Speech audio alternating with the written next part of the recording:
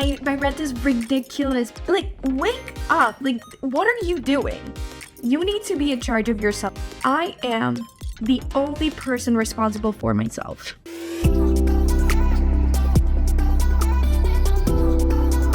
So how was life after high school?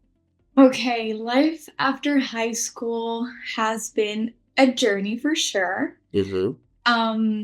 But I think overall, it has been one of the greatest experiences of my life. Since I was a kid, I always wanted to grow up. And right now, yes, it is not what we expected per se, Mm-hmm. but um but I do think I have the freedom, the happiness that I expected when I was a kid from adulthood. Even though there has been challenges, of course. But overall, I think it's been rewarding. Yeah, good. You learned a lot. That's what you mean. Yes. Yeah, and you grew very fast. Okay, and what do you mean by it was a journey? Okay, so I was born in Colombia in South Mm-hmm. America. Mm-hmm. And when I graduated high school, I decided that I didn't want to stay in Colombia for college. So I brought the topic to my mom, and she said, okay, we can go somewhere else. And I decided to come to Canada. When I moved here, it it was the biggest and like the greatest mix of emotions because I had just left my home, but it was an exciting route ahead of me. It was this beautiful change of events that I'm gonna meet new people. I'm gonna get to a school. I'm gonna learn new stuff. I was so passionate about going into criminology when I first started. So coming to Canada, and yes, it was an amazing experience, and I got to learn and I got to meet new people, and it was amazing in that sense, but it was also grieving my past. It was also getting Okay. to know a new place in the sense that I do not belong here. I don't know anyone. I don't know how to move around. And when I need help or when I need to figure things out that are outside of like general knowledge, I have to be very resourceful because my mom cannot help me. And Mm-hmm. I never thought of that when I moved to Canada. I never thought that I would have to do things by myself 90% of the time.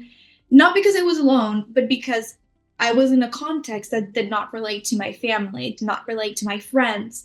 So I had to find answers with people that also didn't know the answer. So it was like it was, yeah, no, but literally, like we were figuring it out as we were living, and that's why I feel the relationships that I have here, even though I've known those people for not so long, they're so close and they're so intertwined with my life because say hello to my kitty cat. Hello. Because we have been growing and we have been learning Yeah. as a whole. So it's been a journey in the sense that I really don't know what I'm doing, but I kind of have gone through it and been through it and succeeded. So I see. that's very good. No, of course. Yeah, that's amazing. The fact that you kind of like dived into the unknown by yourself, not knowing what to expect, is fairly impressive, especially at 18 years old, right? Um, Yes. and so when you told that to your mom that you wanted to, well, first, did you have other choices than Canada, or Canada was the first one? Yeah, not really. I didn't want to go to the US. And everything else that was like English speaking countries, so like the UK, Australia, they were too far. And Mm. I was like, maybe not. And then my my stepdad's family lived in Canada. They lived All in right. Toronto. So there was some sort of like connection in knowing that it's closer, but it's also not like staying here. So it's a different thing, but it's kind of like family related. Mm-hmm. Though I didn't end up moving to Toronto, I wanted to be by myself. That was a conscious choice that I made. And aware of that. Yeah. But Was she scared, your mom? What did she like? try to prepare you? Did she really say, okay, now you're free, my daughter, go ahead?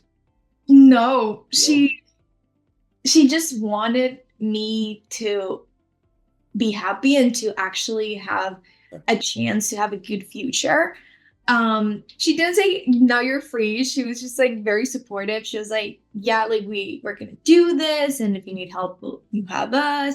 But she has always trusted me, and that's like a it's a great feeling to have from your parents, knowing that they trust Absolutely. you and they actually think of you as a competent human being. So she was never patronizing. She was never underestimating me.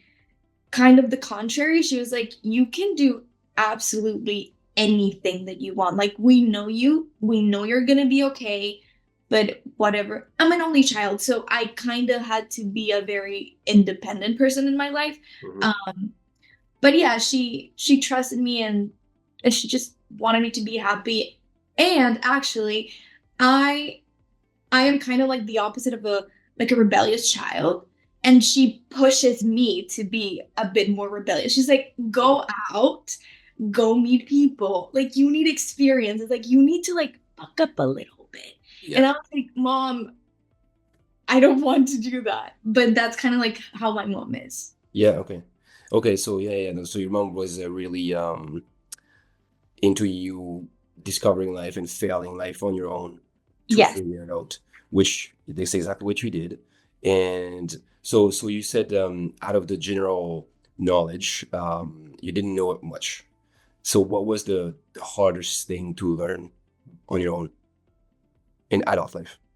Um, I think balancing everything because when I got here, it was just school. So Mm-hmm. it was okay. Like I'm a good student. I'm very disciplined. So to me, homework and like attending class and doing that kind of stuff wasn't hard. Um, let's say the content of the things that I was studying was a bit challenging at first because it is rooted in Canadian culture and history, and I had absolutely no context of that. So I remember on my first class, like my first criminology, like introduction to criminology course, they were talking about something that's called the Charter of Rights and Freedom. And when I heard that, I was like, I actually have no clue what you guys are talking about. And that whole lecture, I was lost. But you catch up like pretty quickly. Like you just start Googling things and it starts to make sense and it starts to add up. But I think after that, then you get a job. So now you have school and a job. And then you're new here. You don't want to be lonely. So you need to make friends. So now you have school friends and a job. And then it starts to add up. And then you want to do things and you want to have hobbies. And then you're kind of trying to juggle everything without losing yourself. But you also have to go to the gym and you have to take care of yourself. But you have to sleep 9 hours. But you also have to go out with your friends and you need to do homework. And it's like, it's an overwhelming amount of tasks that you have to do in order to have a balanced life. And I think that's the area that I want to work on the most, trying to be as balanced and as complete in all of my social and life areas. Yeah, absolutely. Yeah, no, that's right. That you're touching this point because it is the holy grail of being an adult at one point is just to have all the areas fulfilled, kind of just the areas that you just mentioned. And so far, what kind of solution, what kind of uh, tactic have you found that works for you to make it work? So this is definitely not perfect because Yeah, it's okay. I've missed a couple of gym dates, but um I have sort of like a schedule and I have certain days of the week that I like to dedicate to myself. So on a daily basis, I do meditations and I go to the gym. Good. That's a non-negotiable. And I do them while I'm showering or before I sleep. And I go to the gym after work because I hate going to the gym in the morning. Really? But I give myself 3 days off a week. And on those 3 days, one day is complete rest. And then the other two are up for grabs, like friends, going out, hobbies, whatever.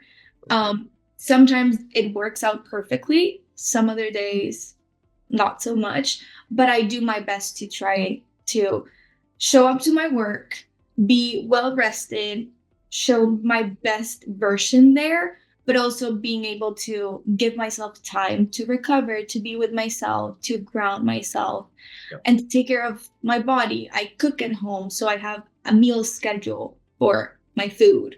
And I cook every Sunday or every Wednesday. It depends on like what day my meals last. But it's Okay. usually one of those 2 days. And I clean my house every Thursday after work. It doesn't matter if I'm tired, if I want to die, I have to clean my house on Thursdays. Otherwise, I don't have my 2 days to be with my friends. So it has to be sort of like a very strict regimen for myself that I have to show up for myself on specific days Mhm. in order for the thing to work out. Good. Okay. But overall, I'm pretty good at it. So Yeah. it's Yeah. fine. I can tell. I can tell. Okay. So yeah, the schedule obviously is an amazing thing. Do you do it? Like, do you have that schedule in your head? Do you have the schedule in your phone? Do you have like, do you make this? It's all in your head. Okay. Okay. I just So you know, I obviously you're. organize it around my work and Yeah. then I go from there.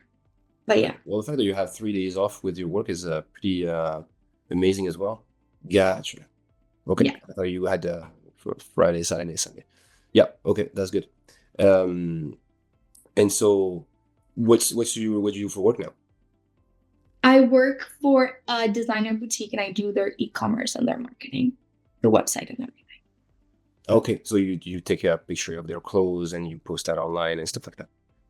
Kind of, yeah. Someone else takes the pictures, but I work on the back end of the website. So all the SEO and making sure the website ranks high and people can see the stuff. And I do all the inventory and all the product when they come into the store. I enter them into the system and I take care of everything that has to do with online Online. Okay. Gotcha. payment. Yeah. So that's very, very different from criminology, if I'm not mistaken. Yes, very different. Yeah. Well, how did you decide to switch like this? Well, I told you I was very passionate about criminology when I first started, and that is true. I think I was just expecting it to be different in the end. I started off with all these classes and all these theories and all this beautiful world to be discovered, and then after a couple of years, I'm about to graduate, and then I find out the room for me to work, like my career in criminology, is very limited. We know close to nothing about why we commit crime. There's so many theories, but they're as good as the next one. We have Okay. absolutely no way of actually getting to the core root and a way to fix it. That's the takeaway that I got from my studies. And what the jobs that I could do here in Canada would be either to work with homeless people or with youth. And I don't see myself doing that. I just don't think I would feel safe, and overall it would be a very overwhelming and depressing scenario. Yeah. So it wasn't for me. I liked the theory and I enjoyed studying it. I don't think I'm gonna ever practice and work.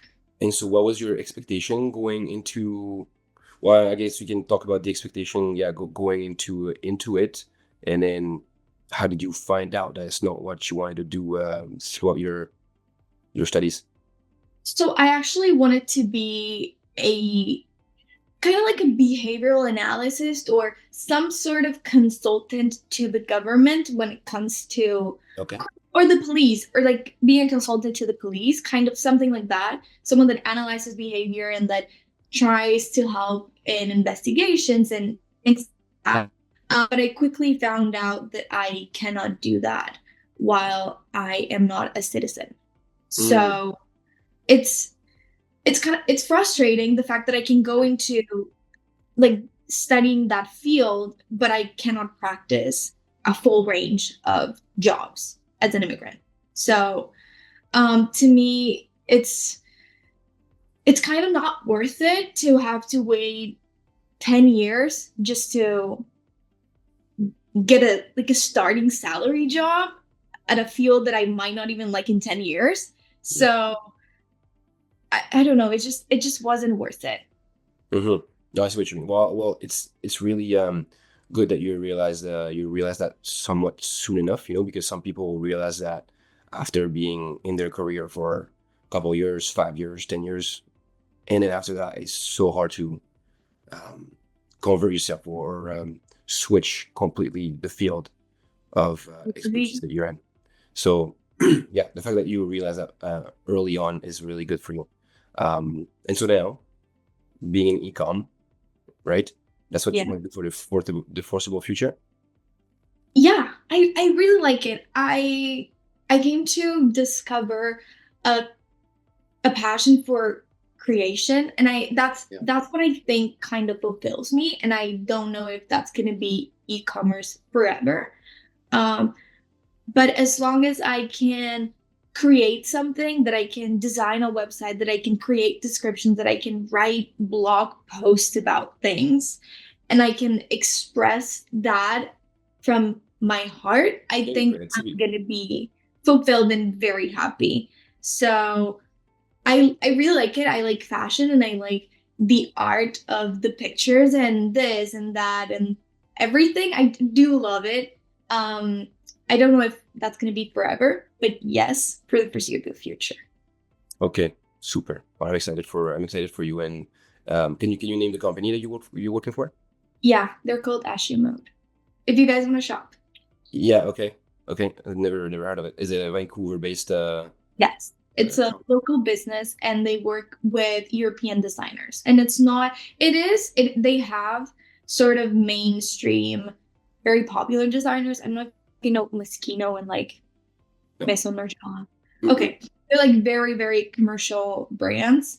Okay. But they have very quiet luxury. That's sort of their Yeah. thing. Yeah. I see what you Luxury, very European, older generations, but it's great. mean. Okay. And what's your relationship with your colleagues at the moment? How do you find? I absolutely love every single person that I work with. Okay. It has been truly a blessing. It's a family owned business, so it's a very tight community. And every single person that works at the store has been working there for years, decades, even. There's the manager has been working there for, I believe, 25 to 27 years. Oh my God. Okay. So everyone is just like family. I am the newest addition to the team. I only started working there a little bit over a year ago, but they have integrated me and added to their family, and I find that to be so great, and I'm so grateful, because living here alone, I don't have families, but for Mhm. Christmas, Thanksgiving, I'm always at the table with them, That's and nice. they're a great support system for me as well. Oh, good. Okay. Okay. Well, that's amazing that you have that at work, because obviously you're spending so much of your time there, and especially in adulthood when, like you said, like it's hard to balance everything else, and if you work that much and you have that support at work and you enjoy working with those people, I think that makes your adult life easier. 100%. Yeah. Having community, having people that care about you, having people that enjoy spending time with you and that you know that are there for you, takes off, I think, half, if not more, of the weight of dealing with things yourself. When you can share them, when you have people to support you, to hear you out, to give you different perspectives, I Mhm. think you can come to a conclusion and to a solution much faster and easier than if you were to do it alone and just dwell in your own stress. Absolutely. Yeah. Yeah. Yeah. If you should have more than one brain to solve a problem, usually it makes it better. Exactly. 100%. Yeah. Also, before I worked there, I had the worst job ever, and I hated that job and the people that I worked with. So the contrast and seeing the other side of that, I can tell you how important it is to work with people that you like and that care about you. Hmm. Yeah, absolutely. I can definitely agree with that. And yeah, it's definitely like even if the money is good, if it's like if you have the choice between two jobs and where the money is better, but the work environment is not that good, where the money is a bit less, but the environment is way better, 100%. It's worth. I think it's worth all the money to have like the, Yes. the I agree. I think you're kind of paying with your mental health with the higher salary. You won't enjoy it. You will be exhausted. You will have no energy, no enjoyment for life the days that you're off, and then dreading having to go back to that environment. It's yeah, not worth it. absolutely. Yeah, no, that's for sure. And so now work work relationships. Now, how do you manage the friend relationships or maybe romantic relationship outside of work? How do you find them? How do you um, hang out with them? How did you keep up with them? Okay, so when I when I moved to Canada, when I started college, I had like my first friend group and the first people that you meet and then you Mhm. kind of shed off with time. You start like filtering them through the years because everyone is new, so everyone wants to get together, but then you kind of realize we we don't really align actually. But from one of those groups of friendships and all of that, I met a guy and we started dating, I believe, in 2022, the Okay. beginning of 2022, the end of 2021, beginning of 2022, something like that. And he quickly became my family, my friend, my boyfriend, my everything because Goodness. we found in each other that kind of like missing piece, like that family, that connection, that culture that we were not um getting here Hmm. with like anyone else. Okay. And it was amazing. It was really great. I absolutely loved him, and I still do with my whole heart. But we broke up a couple, like 8 months ago. Okay. Yeah. And it was a very fast paced relationship to an extent because we lived together. So, yeah, we got together and then we sort of broke up for a while because he went to rehab and there were like addiction problems going on. Okay. So it was challenging. He struggled with depression and with anxiety, and then he got into weed, and then it was snowballing to an extent, and Hmm. it was very it was a beautiful relationship, and he's such a great person, and I absolutely adore him. Um, but with time, I genuinely didn't know how to navigate any of that. And to me, it was just overwhelming. And I had this urge to fix and help. And I just wanted to do something about it because how can I? It's like, how can I let this happen? How can I see the person that I love go through something like this? How can I see them being sad and depressed and anxious and struggling and not wanting to do something? Um, but I also realized that the more pressure I put on it, it's probably not the best, and it's not helping. But the thing is, he came back from rehab and he was happy and good, and it was all working out. So we decided to move in together. It kind of made sense. Like his brother moved here, but he had another roommate and he didn't have anywhere to live. And I was living in this studio that I didn't really love. It was very dark. I didn't like my neighbors. And it kind of just clicked and worked out for us to move in together. And we did that. We got an apartment, we moved in, we bought the furniture, and it was this fairy tale story until I found out that he had relapsed. And I found out in a very Hi. uh, What did you say? disappointing and like I don't even know how to like explain. I just felt sort of betrayed when I found out You because say relapse?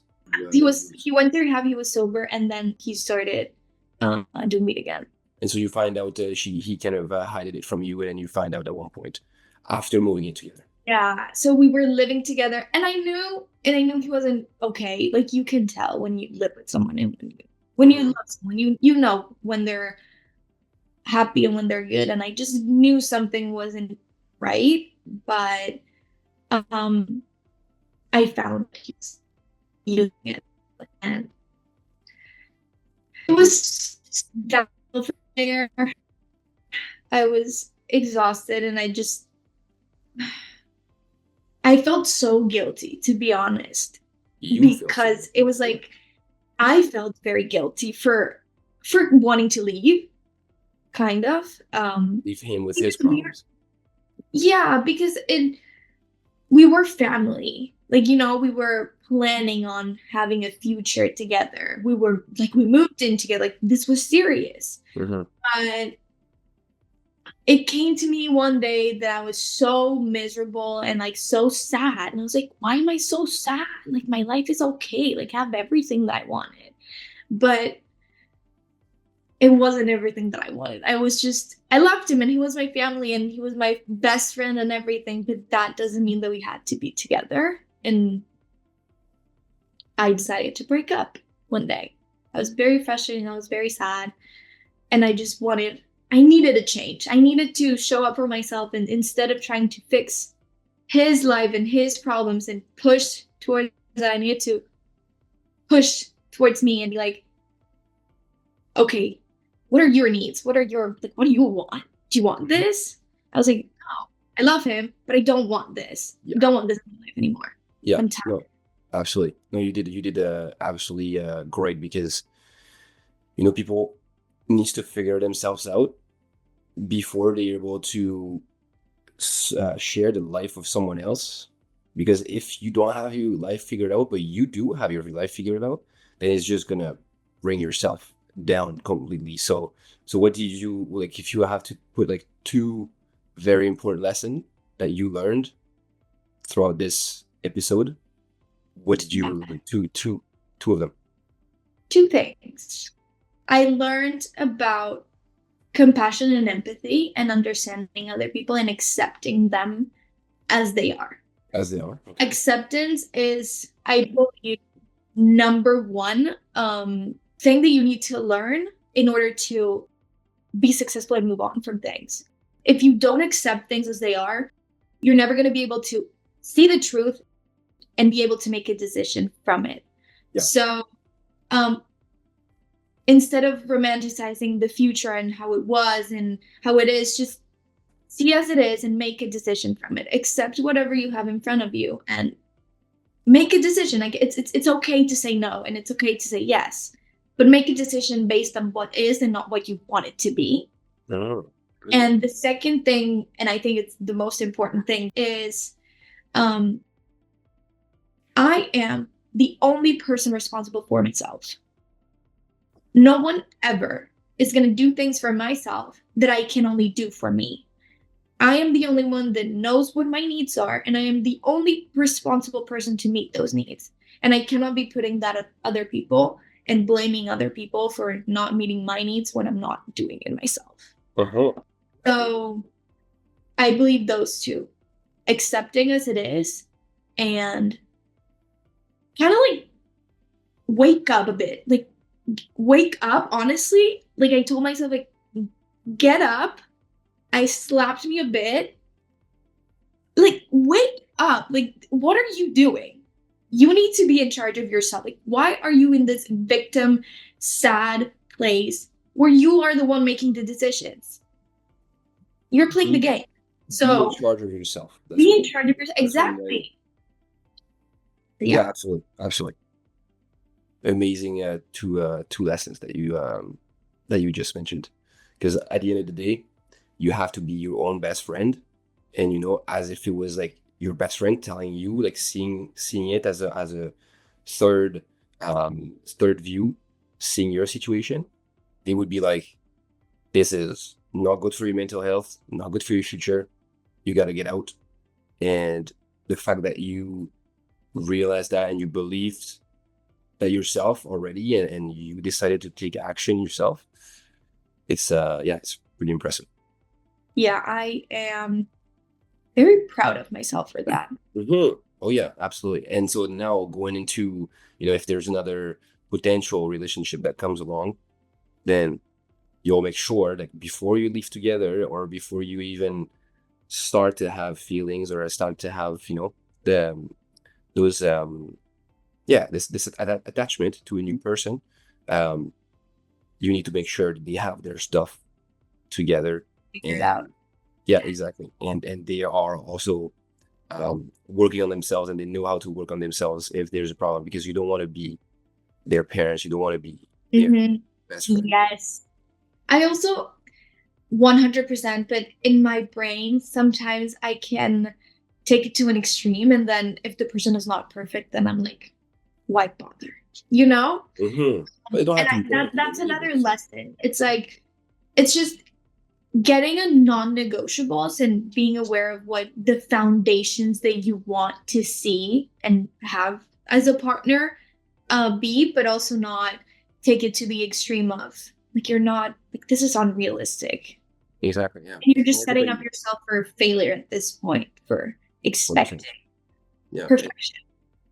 Yeah, you can't really expect perfection, but obviously everybody grows throughout their entire life, right? It's not because you end up at 30 years old that you have everything figured out. Like, everybody grows, like from 20, or obviously from zero, but like especially from adult life, 20, 22, 21 to maybe 60, 70. People still grow a lot throughout this period, but you have to see that person that wants to grow where you want to grow.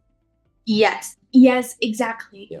Yes. Yeah. So they don't have to be perfect, but they have to have the potential of growing where you want to grow. And so if we're talking about exactly, yeah. And if we're talking about where you want to grow, where do you want to grow? Where do you see yourself in 6 months, 5 years? Okay. Do you think, like, are you asking like, what do I want, or what do you want to be? Yeah, where do you want to live? What do you want to achieve? What do you want to work on? All that stuff. Okay, so this is a little bit of backstory, but I started doing this.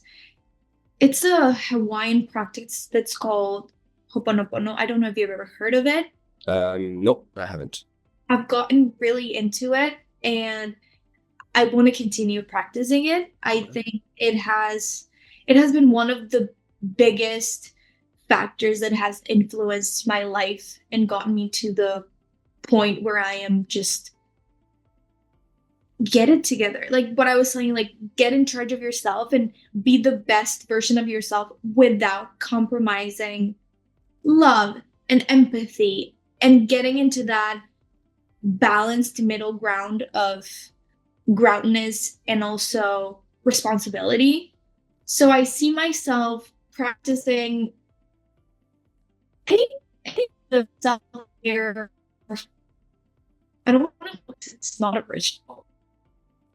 Any practices that get me to be the best version of me, and that help me grow in the most authentic, most loved, most creative, most happy version of me. Yeah, absolutely. Yeah. So you wanna be always able to grow. And you see yourself in Canada still? You see yourself in Vancouver? And career-wise? So like, where do you wanna, or if you have an idea, where do you wanna end up? Yeah. To me, success and happiness and fulfillment does not come from a job title. Okay, good. To me, it comes from my day-to-day being, how I feel, how I am in my day-to-day. That's my joy in life. That's where I get my enjoyment of living. I don't live to work. I love my job. I absolutely adore where I work, what I do. It's a great part and something that I look forward every day when I wake up. But to me, having a job title or certain career aspiration, no. I That's what you don't mean. I don't walk forward to like a name. Like I don't want to be the CEO of a company if that means that my life is going to be miserable. Yeah, yeah, I 100%. care about how I am. It My job allows me to have a balanced lifestyle. I have a 5-day work, but I don't even work 40 hours. So I So your I see happiness comes myself, from your inner self. yeah, it's okay. So I don't know if you've ever heard of this, but you can never challenge your emotions because whatever you feel is real, but you can always challenge your beliefs, and your emotions are always attached to a belief. Mhm. So I see very often that when people have a goal or they have an aspiration, like a career aspiration, and they're looking forward to a title or a certain point of their life that they see as far away, they're craving a feeling of fulfillment and happiness. Um, and they think that when I get there, when I'm that person, I'm gonna be happy. To me, that's a fallacy. To me, that's not realistic because you an object, a title is never going to give you a feeling. The feeling comes within yourself and the beliefs that you have. If you believe that getting there, it might give you a feeling, but it might also not. So you have to work on what you believe in order to be able to feel whatever you want to Yeah. feel. Like you want to be happy, you can be happy right now. Like you don't need to be the CEO of the company to feel happy in this moment. Um, so I don't know if I answered your question. No, you did. No, you did. Absolutely. Okay. It's you really turned the question the way I that in a way that I really likes because it's yeah if it's not a career thing but you're just focusing on your inner peace and that's your idea of being successful. That's basically what you just explained to me. So no, that's really great that you have um, this vision for yourself. So so now for because you're 21, right? Yes, So I'm 21. I see you have you're very good with knowing yourself, very good with um, managing your emotions, very good with uh, balancing your life and work thing. You're amazing. Really, I don't think there's a lot of 21 years old that have all those stuff figured out. I can tell you that. So Thank now, you. what what do you want to work on? What's the things that need work in where you want to get better? So I think the most challenging thing living in Vancouver is trying to make money work for you. Mhm. It's it can be tight when you live here. Everything is quite expensive. And I was telling you I like having a balanced lifestyle and I want hobbies. And I found myself looking for hobbies and places to go and things to do, but everything is just so expensive. I really don't know genuinely how to have a hobby without breaking the bank. Mhm. Absolutely. So that and I want to go on a trip with my friends. I was telling you this. Yep. Um, and I want to know how can I budget for it when I live paycheck to paycheck. Hmm. And Yeah, it's actually, like can, I don't know. Like I yeah, yeah. well, there might be a solution somewhere. Yeah, do you track your expenses somewhat? Do you know what you spend your money on and stuff? Yeah, so I have my fixed expenses and it's about like $3,000. That's like my fixed Okay, and fixed, we're talking about rent, food, utilities, all that. My cat things, and your cats. Yeah. every single thing that I have to pay every month without a doubt. That's like a fixed expense for me. Even like my subscriptions, like my Amazon Prime is also a fixed expense because I'm gonna pay it every month. Okay. So, Um, so hold on a second. $3,000 you said, yeah, around $3,000. but you're okay. But you so rent. How much is rent? 2450 without utilities. Without 2450 without utilities. Oh my. Okay. I know. Some from yeah, it's good that you know. So 2450 from 3,000 to 2450, that difference is food, cat food, utilities, and subscription. Yeah. So Like you don't Wi-Fi. you don't eat a lot. I do. You I do eat a cook lot. everything though. Okay. I'm And so you very can good live at on. buying food. So how much is food a month? Food is about, it can range from 200 to 250 a month. Wow. And how many meals do you eat? 3 a day. 3 a day. Okay. It's just 250 Canadian a month to eat 3 meals a day. That's amazing. I don't know how you make it work, especially in Canada, but that's amazing. Okay. Okay, so I'm gonna tell you my secrets. I buy my protein from Costco, like places like that you can Yeah, buy the yeah, protein. And then everything else I like to make a different recipe every day. Not every day, sorry, every week. yeah. Okay. And I buy the produce for every meal. But it's like I don't buy a bag of limes. I buy 3 when I need them. Mhm. And then I freeze whatever I'm not using. So what happened before, because I would buy, I don't know, bagels from Costco and then they would get moldy in a week. Yeah. And I was like, this is enough food for a month, but I'm not even able to use it for a week. So I started freezing everything and like cooking and meal prepping, and the freezer is my best friend. And that's the only way that I can keep my produce I see what you mean. working. And that's how I can like elongate it for the whole month. But yeah, it's not that bad. Okay. No, that's amazing. So that means you don't go you don't get your coffee at Starbucks either. You don't go to Timmy's for breakfast and all that stuff. You make it. No, not really. I mean, if I really want a Starbucks one day, like I'll go get a Starbucks. But Yeah. I like to cook my food. Yeah, that's good. I like that. Okay. So that's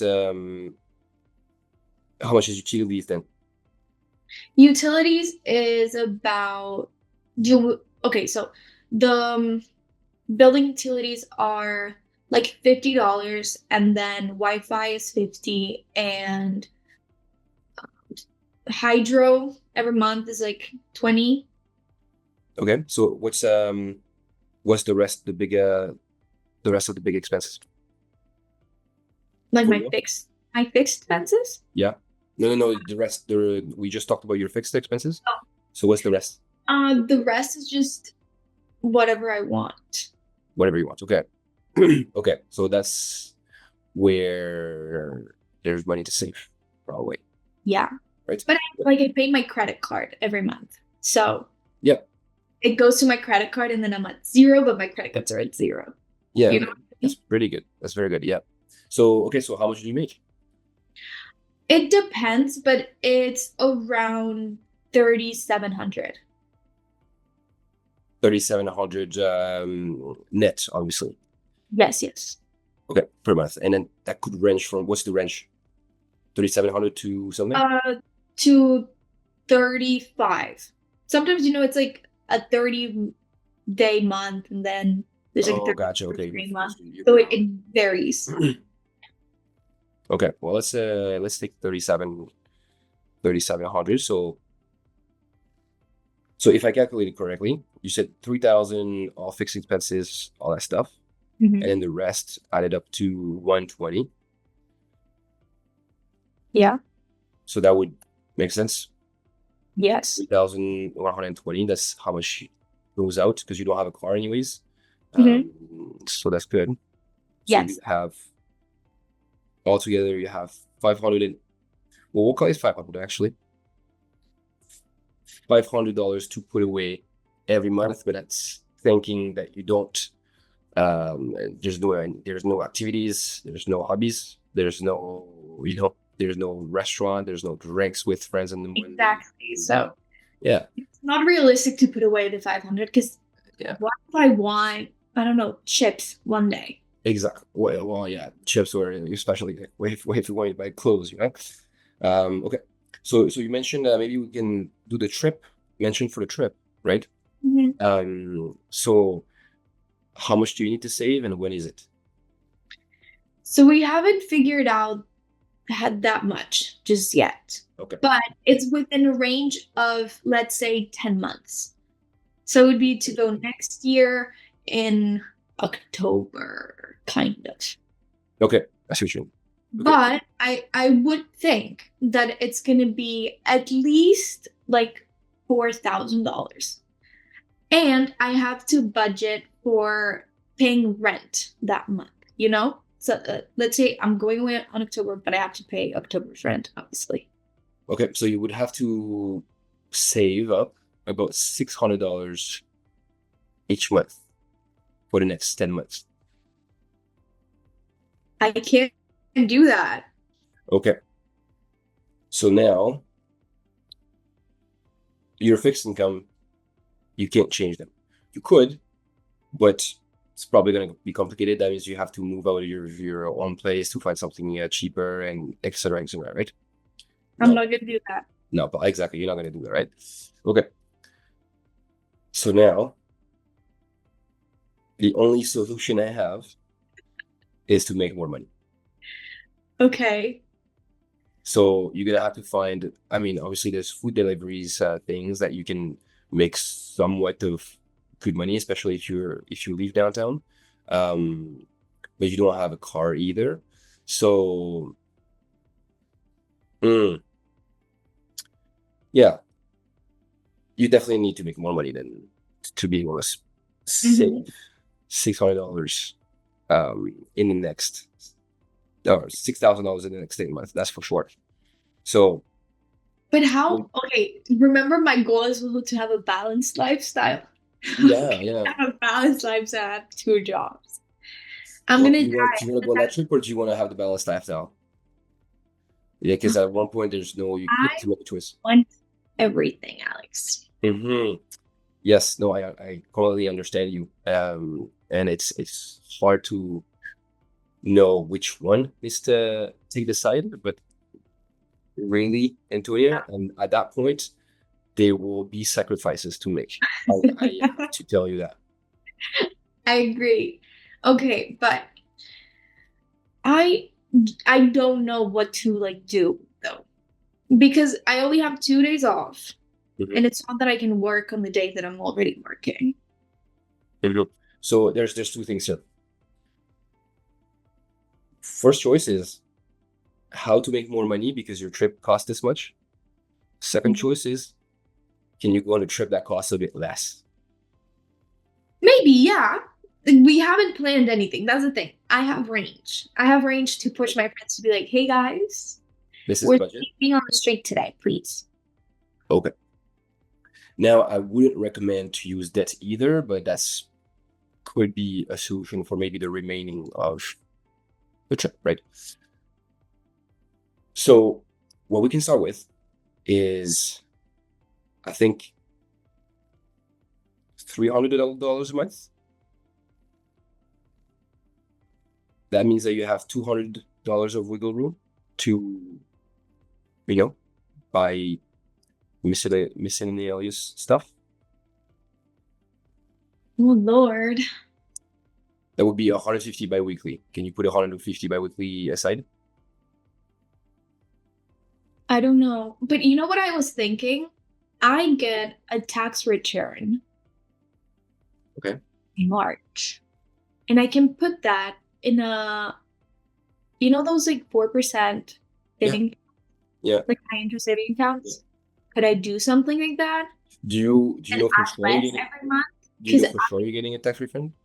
yeah, Because you paid a lot of tax or because you put in your RSP or 401k for because I pay a lot of tax every month. because you pay a lot of tax. Once again.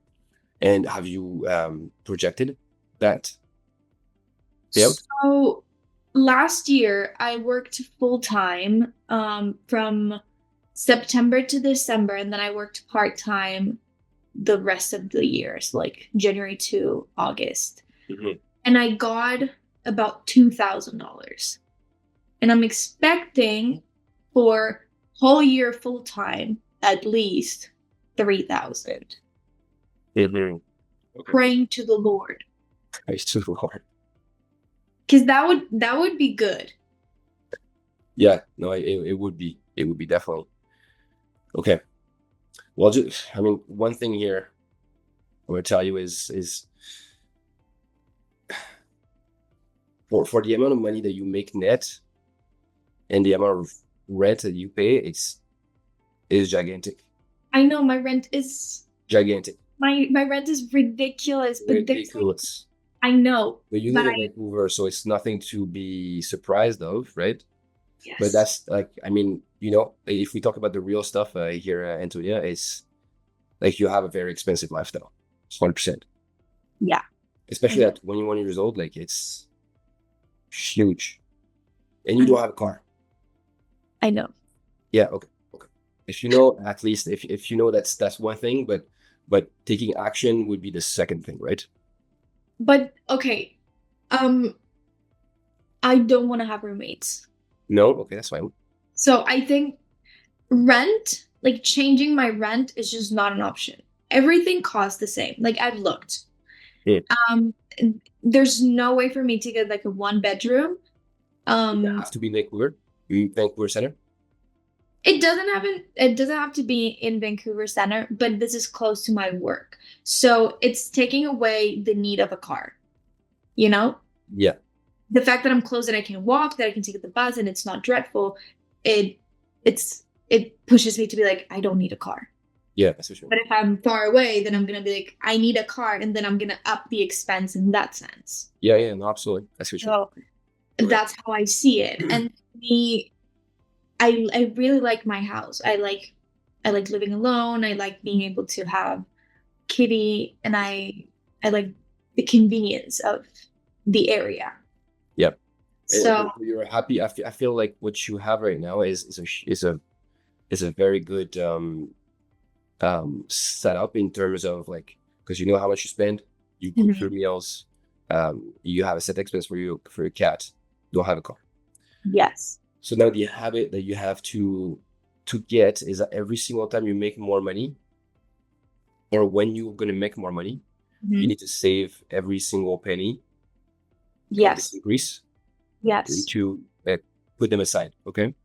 Mhm. So right now we're talking for short-term savings, right? Because it's in 10 months. So what you'll do, I think $100 bi-weekly is very doable for you.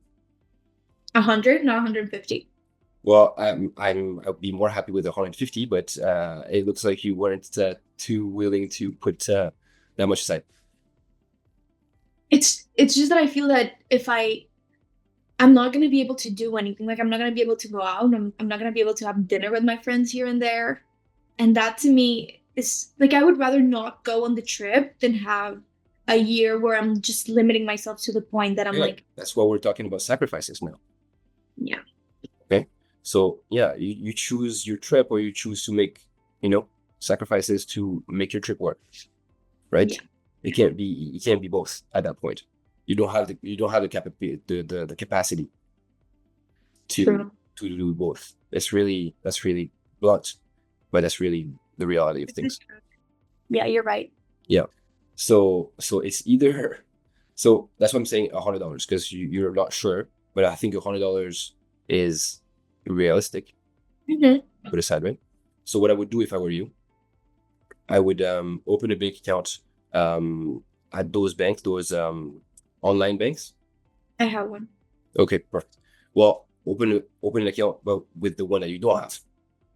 So it's not. So the money that you're gonna save is not with your same day-to-day stuff.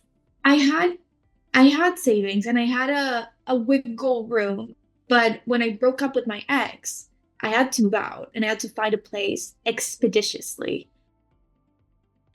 So it drained out. Everything drained out, and now I'm paycheck to paycheck, and I don't have that wiggle room anymore. So I'm looking forward to the tax return to get me like some sort of wiggle room, and if I do the $200 a month, that might get me my trip. And I can do some. I think if I've done extra work, like I work with in like shows doing extra scenes, that pays me between $50 to $200 depending if I have lines. So if I do like 2 or 3 a month, I might be able to get it. And you put everything into that. Yeah, I would put everything into the same. But start with $100 bi-weekly, okay? Mm-hmm.